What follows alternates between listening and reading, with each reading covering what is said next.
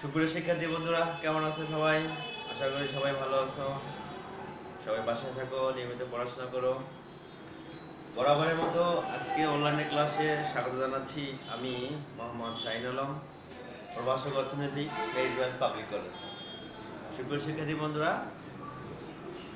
আজকে আমরা আলোচনা করব অর্থনৈতিক প্রথম পত্র অধ্যায় 2, ভোক্তা ও উৎপাদকের আচরণ।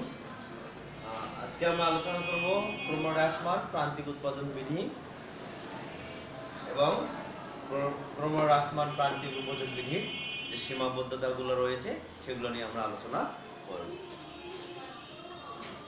এর আগে ক্লাসে তোমাদেরকে আমি বলেছি, আমরা জেনেছি যে প্রান্তিক উপযোগ বিধি কি, বা ক্রমহ্রাসমান প্রান্তিক উপযোগ বিধি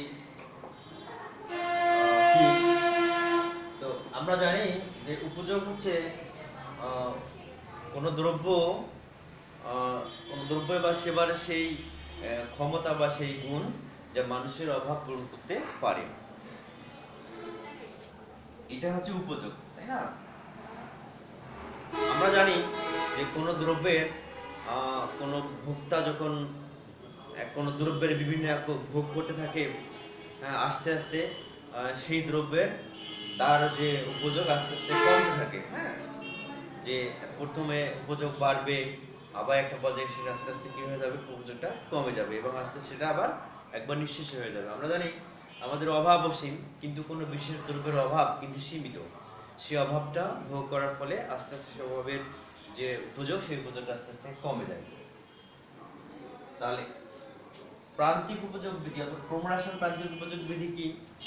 ক্রমহ্রাসমান প্রান্তিক উপযোগ বিধি হচ্ছে যখন কোনো দ্রব্যের ভোগ বৃদ্ধির ফলে মোট উপযোগ আস্তে আস্তে কমে যায় বা আস্তে আস্তে হ্রাস পায়, তাকে বলা হচ্ছে ক্রমহ্রাসমান প্রান্তিক উপযোগ বিধি। অর্থাৎ কোনো একটি ভোক্তা বা কোনো ভোক্তা কোনো একটি পণ্যের যতই অধিক ভোগ করে না কেন, আস্তে আস্তে তার যে উপযোগ, প্রাপ্ত উপযোগ আস্তে আস্তে কমে যায়। এই কমে যাওয়াই হচ্ছে ক্রমহ্রাসমান প্রান্তিক উপযোগ বিধি। আরো সহজ করে যদি আমরা বলি, কোনো ভোক্তা কোনো দ্রব্য যতই ভোগ করে তার উপযোগ তত না বেড়ে বরং কমে যায়। এই কমে যাওয়াকে বলা হচ্ছে ক্রমহ্রাসমান প্রান্তিক উপযোগ বিধি। অধ্যাপক মার্শাল বলেন,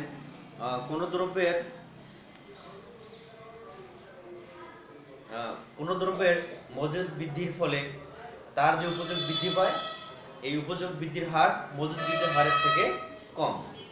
অর্থাৎ ক্রমহ্রাসমান প্রান্তিক উপযোগ বৃদ্ধি আমরা সহজ করে যদি জানি, আমরা বা কোনো ভোক্তা কোনো দ্রব্য যে হারে ভোগ করে তার উপযোগ তার থেকে বৃদ্ধি না পেয়ে বরং কমে যাওয়াই হচ্ছে প্রান্তিক ক্রমহ্রাসমান প্রান্তিক উপযোগ বিধি বা উপযোগ বিধি। এই ক্রমহ্রাসমান প্রান্তিক উপযোগ বিধি কতগুলো অনুমতি শর্ত রয়েছে। হ্যাঁ, এই অনুমতি শর্তগুলো আমরা একটু দেখি।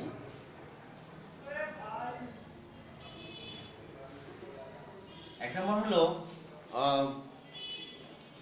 এই দ্রব্যের, অর্থাৎ যে দ্রব্যটা ভোক্তা ভোগ করবে, এই দ্রব্যের দাম স্থির থাকবে, স্থির থাকবে। 2 নম্বর, দ্রব্য সমজাতীয় হবে, দ্রব্যের সমজাতীয়, অর্থাৎ দ্রব্য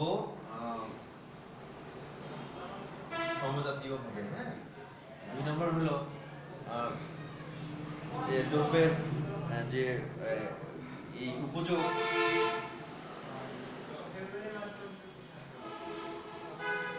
সংখ্যার মাধ্যমে প্রকাশযোগ্য হবে, প্রকাশযোগ্য। তারপর 4 দেখলাম যে ভোক্তার আয়, রুচি,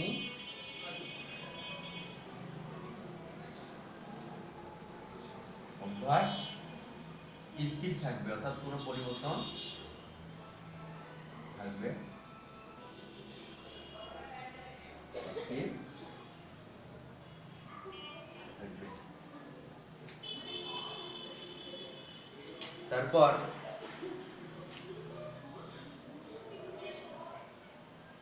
ভোক্তার আচরণ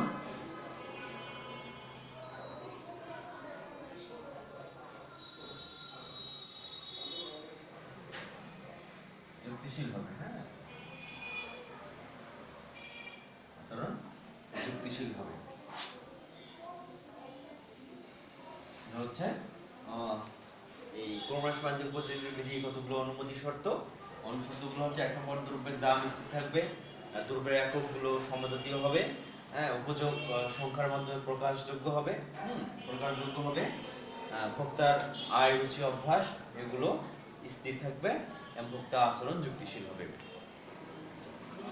বিষয়টা আমরা একটি ছকের মধ্যে দেখতে পারি।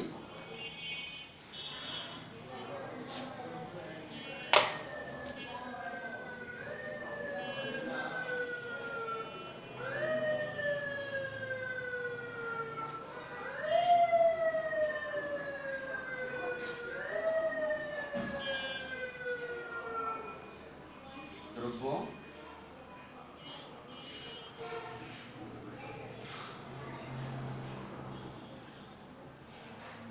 মোট উপযোগ,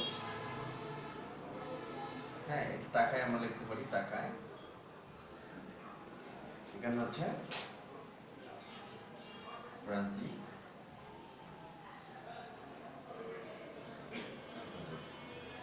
এটাও টাকা, কারণ আমরা জানি উপযোগ অর্থের মাধ্যমে প্রকাশ করা যায় বা সংখ্যা প্রকাশ করা যায়। তো একজন ভোক্তা বাজারে গেছে 5টি ধরলাম আপেল ক্রয় করার জন্য, সে প্রতিটা আপেলের জন্য একই ধরনের দাম দিতে ইচ্ছুক, ঠিক আছে, এবং সেখানে ক্রয়কৃত দ্রব্য ভোগ করে তার যে উপযোগ আস্তে আস্তে উপযোগটা কি কমে যায়। আমরা এটা দেখবো। ধরলাম এ দ্রব্য হচ্ছে ক্রয় করে সে মোট আমরা ধরলাম যে 25 একক, সে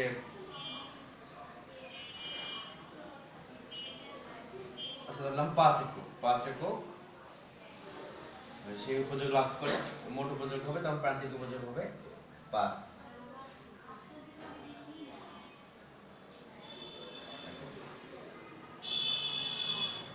বিদ্রব্যে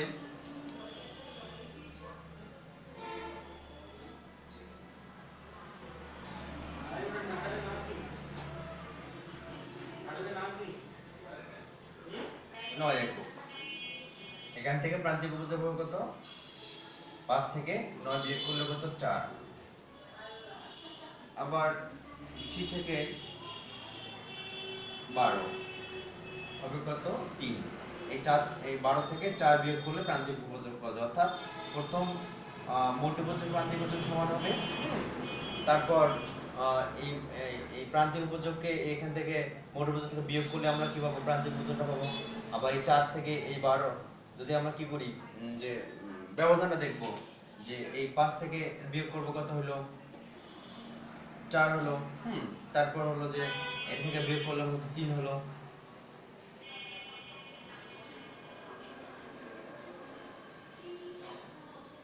এবার ডি দ্রব্যে সে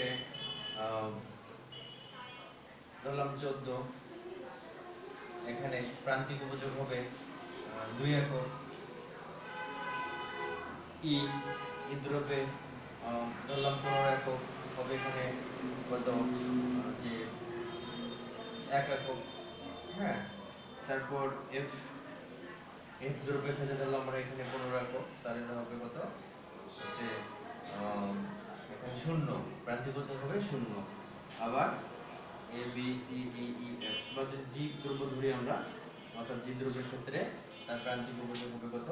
যদি এখানে কত কমে যাবে, তাহলে হচ্ছে এখানে বললাম আমরা 14, হ্যাঁ, 14, তাহলে এখানে -1। অর্থাৎ আমরা এইটা থেকে এটা যদি বিয়োগ করি তাহলে কি হবে? প্রান্তিক উপযোগটা পাবো। আবার এটা থেকে এটা বিয়োগ করলে কি বললাম? প্রান্তিক উপযোগ পাইলাম। আবার এখান থেকে এটা বিয়োগ করলে কি হলো? প্রান্তিক উপযোগ পাইলাম। আবার এটা থেকে এটা বিয়োগ করলে কি হবে? প্রান্তিক উপযোগটা পাওয়া যাবে। এই সারণীতে একজন ভোক্তা এ দ্রব্য ক্রয় করে প্রান্তিক উপযোগ হচ্ছে 5 একক, অর্থাৎ 5 টাকা সমান প্রান্তিক উপযোগ লাভ করে। আবার বি দ্রব্যে বি দ্রব্য ক্রয় করে সে 4 টাকা বা 4 একক পরিমাণ প্রান্তিক উপযোগ লাভ করে। আবার সি দ্রব্যে যে 3 টাকা পরিমাণ প্রান্তিক উপযোগ বা 3 একক পরিমাণ প্রান্তিক উপযোগ লাভ করে। বি বর্গক্ষেত্রে দেখলাম প্রান্তিক উপযোগ হচ্ছে 2 একক বা 2 টাকা বা 2 একক। এই বিন্দু হচ্ছে কি, এই বিন্দু এই দ্রব্যে ভোগ করে তার প্রান্তিক উপযোগ হচ্ছে 1 একক, এবং এফ বিন্দুতে প্রান্তিক উপযোগ 0 এবং জি বিন্দুতে প্রান্তিক উপযোগ হচ্ছে 0 ঋণাত্মক অর্থাৎ -1। তোমরা যখন এটা লিখবে তোমরা তখন এটা একটা ব্যাখ্যা দিতে হবে ছোট করে, যে একজন ভোক্তা, আমরা ধরলাম যে এটা আপেল, দ্রব্যটা হচ্ছে আপেল। আপেলের বিভিন্ন একক, মানে এ দ্রব্য ভোগ করে কি হবে, এ একক ভোগ করবে, ভোগ করে সে কি হবে 5 একক পরিমাণ প্রান্তিক উপযোগ লাভ করে। আবার বি একক দ্রব্য ভোগ করে 4 একক পরিমাণ প্রান্তিক উপযোগ লাভ করে। সি একক ভোগ করে 3 একক পরিমাণ প্রান্তিক উপযোগ লাভ করে। ডি একক ভোগ করে 2 পরিমাণ প্রান্তিক উপযোগ লাভ করে। ই ভোগ করে 1 পরিমাণ প্রান্তিক উপযোগ লাভ করে, এবং এর বিন্দুতে প্রান্তিক উপযোগ 0 এবং জি বিন্দুতে প্রান্তিক উপযোগ হচ্ছে -1 বা ঋণাত্মক। এই বিধিটি আমরা একটা চিত্রের সাহায্যে প্রকাশ করতে পারি।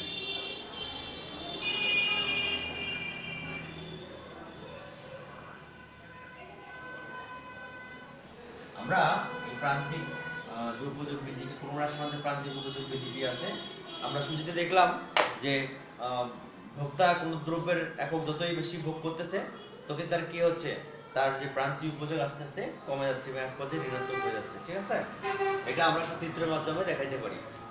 আমরা চিত্রের সাহায্যে বিধিটি প্রকাশ করতে পারি।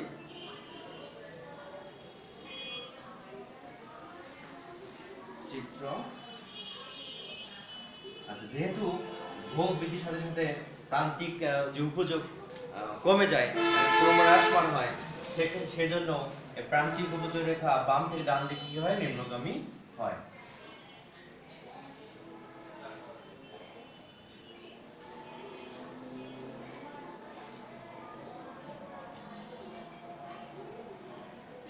তাহলে আমরা যখন দেখলাম যে ওই চিত্রটা আমরা আর্ট করবো এখানে 1 2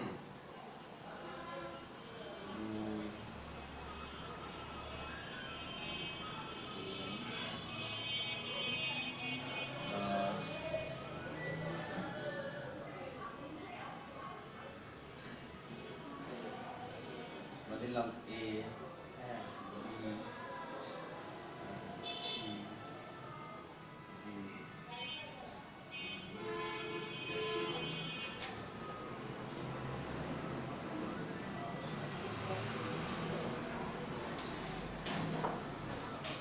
তাহলে আমরা দিলাম এখানে দিলাম প্রান্তিক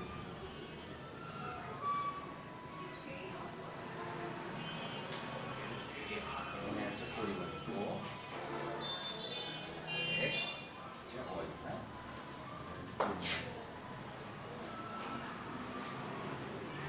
আমরা যখন একক পরিমাণ কি করলো, যখন প্রান্তিক যে একক পরিমাণ যখন দ্রব্য ভোগ করলো অর্থাৎ এ, তখন তার উপযোগ ছিল, প্রান্তিক উপযোগ ছিল 5 একক। যখন 2 একক ভোগ করলো তখন প্রান্তিক উপযোগ ছিল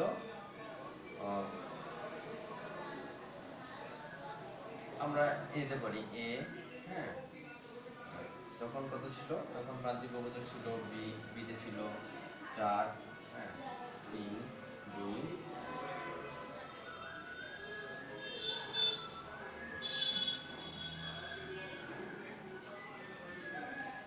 হ্যাঁ, আমরা দিলাম এ বি সি ডি, ঠিক আছে, 4 3 2 5। আমরা এটাকে একটু করতে পারি।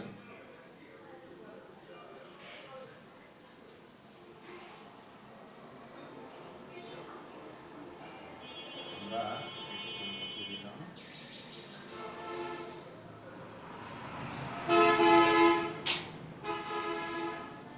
এটা হচ্ছে এফ বিন্দু।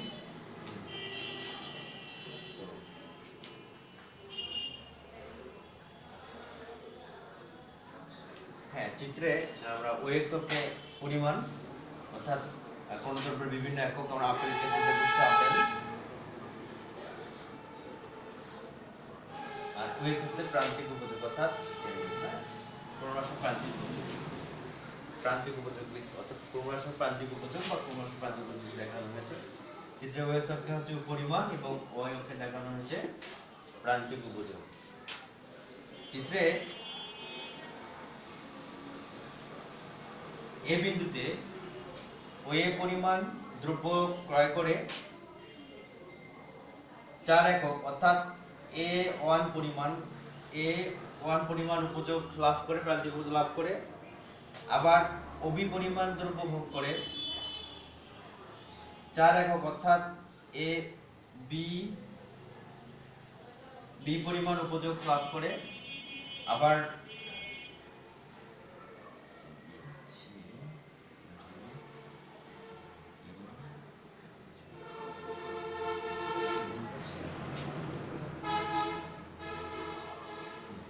আমরা দেখলাম তাহলে এ বিন্দুতে ওই পরিমাণ দ্রব্য ক্রয় করে 5 একক অর্থাৎ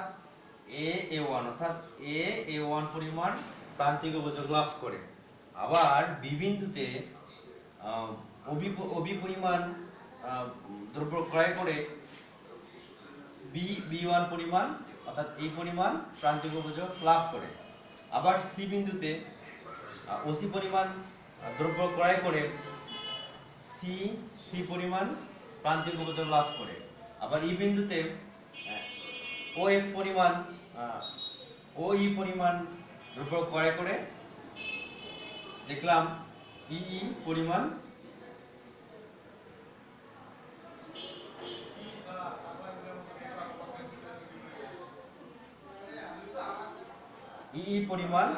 প্রান্তিক উপযোগ লাভ করে, আবার ডি বিন্দুতে দেখলাম ডি বিন্দুতে ওডি পরিমাণ দ্রব্য ক্রয় করে ডিডি পরিমাণ অর্থাৎ ডিডি পরিমাণ প্রান্তিক উপযোগ লাভ করে, আবার এফ বিন্দুতে প্রান্তিক উপযোগ হচ্ছে 0, আবার জি বিন্দুতে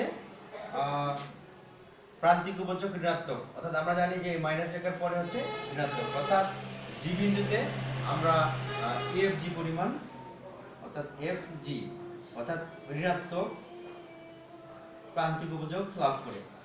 আমরা চিত্রে আরো সহজ করে যদি বর্ণনা দিতে পারি তাহলে এভাবে দিব যে চিত্রে ওএক্স অক্ষে পরিমাণ এবং ওয়াই অক্ষে প্রান্তিক উপযোগ দেখানো হয়েছে।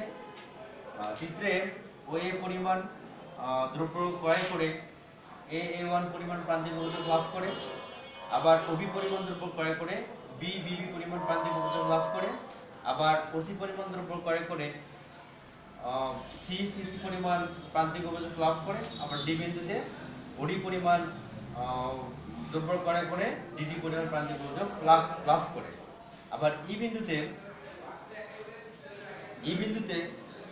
ওই পরিমাণ দ্রব্য ক্রয় করে ই পরিমাণ প্রান্তিক উপযোগ লাভ করে, আর এফ বিন্দুতে প্রান্তিক উপযোগ 0 এবং জি বিন্দুতে প্রান্তিক উপযোগ ঋণাত্মক। এভাবে A B C D E F এবং জি এই বিন্দুগুলো যোগ করে যে রেখাটা পাওয়া যায় সেটা হচ্ছে ক্রমরাশি প্রান্তিক উপযোগ রেখা।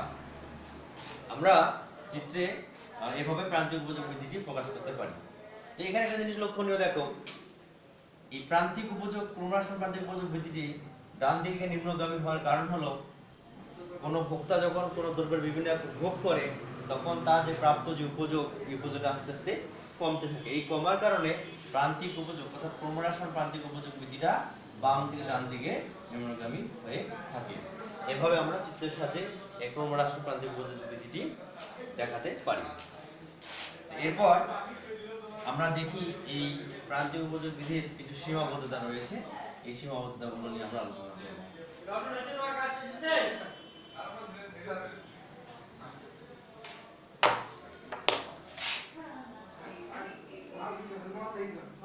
বিধি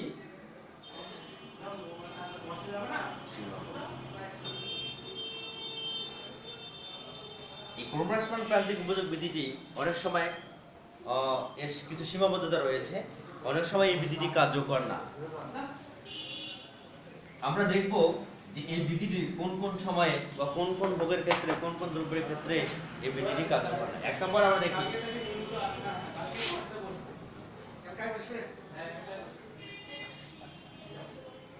ভোক্তার আয়। ভোক্তার আয় বৃদ্ধির ফলে তার ভোগের কোনো পরিবর্তন হয়। ভোক্তা যদি আয় বৃদ্ধি পায় তাহলে তার ভোগের কোনো পরিবর্তন হয় না। ফলে এক্ষেত্রে একজন ভোক্তা একটি দ্রব্যের একাধিক ভোগ করতে পারে। ফলে এখানে ভোগের ক্ষেত্রে তার যে ক্রমহ্রাসমান প্রান্তিক উপযোগ বিধিটা এখানে কার্যকর নয়। এরপর শখের দ্রব্য। কিছু শখের দ্রব্য রয়েছে, যেমন বাড়ি, গাড়ি, প্রাচুর্য, গহনা। এই শখের দ্রব্যগুলোর ক্ষেত্রে এই ক্রমহ্রাসমান প্রান্তিক উপযোগ বিধিটা কার্যকর নয়। কারণ যারা, যেমন আবার এখানে আমরা চিন্তা করতে পারি বন্ড, বন্ড, তারপর হচ্ছে যে ডলার, ডলার, তারপর মুদ্রা সংগ্রহ, এগুলো হচ্ছে শখের দ্রব্য। এই শখের দ্রব্য ক্ষেত্রে একজন ভোক্তা যতই কিনতে চাবে ততই আরো বেশি বেশি করে কিনতে চাবে। ফলে এখানে তার যে ক্রমহ্রাসমান প্রান্তিক উপযোগ বিধিটা এখানে কার্যকর নয়। এরপর প্রদর্শন প্রভাব। আমরা অনেক সময় অন্যের যে ভোগবিলাসে আসক্ত হয়ে নিজেই কি করি, আমরা সে ভোগ করার চেষ্টা করি। অর্থাৎ অন্যের প্রাচুর্য দেখে আমরা নিজে কি করতে পারছি, নিজেকেও আবার আমরা ওই প্রাচুর্যের মধ্যে আবদ্ধ করতে চাই। অর্থাৎ অন্যের দেখে বা অন্যের বিলাসবহুলতা দেখে আমরা কি নিজেকে অনেক বিলাসবহুলতার দিকে নিয়ে যেতে চাই।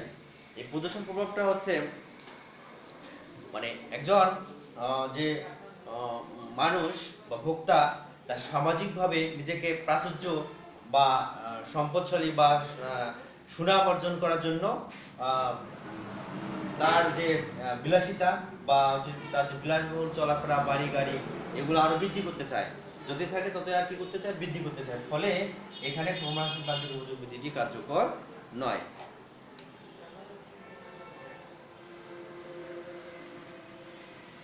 এরপর কৃপণের ক্ষেত্রে,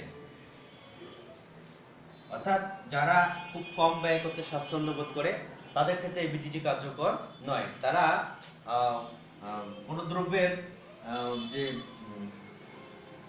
মানে দেখা যাচ্ছে ভোগের ক্ষেত্রে তাদের কৃপণতা লক্ষ্য করা যায়। ফলে তাদের এখানে যে তাদের যে ভোগ বৃদ্ধি বাড়ে তাদের কাছে এই জিনিসটা অনেকটা কাজ করে না। ফলে তারা তাদের ভোগের ক্ষেত্রে এই প্রান্তিক যে উপযোগ বিধিটি রয়েছে এই বিধিটি এখানে কার্যকর নয়। এরপর আমরা দেখব সময়ের ব্যবধান।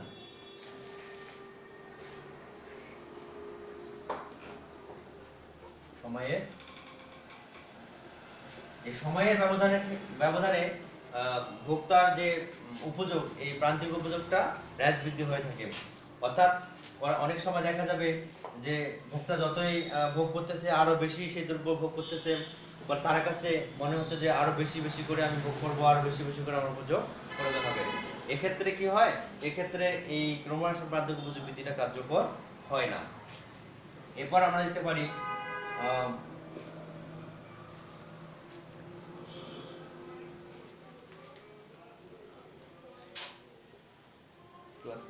অভ্যাস ও রুচি।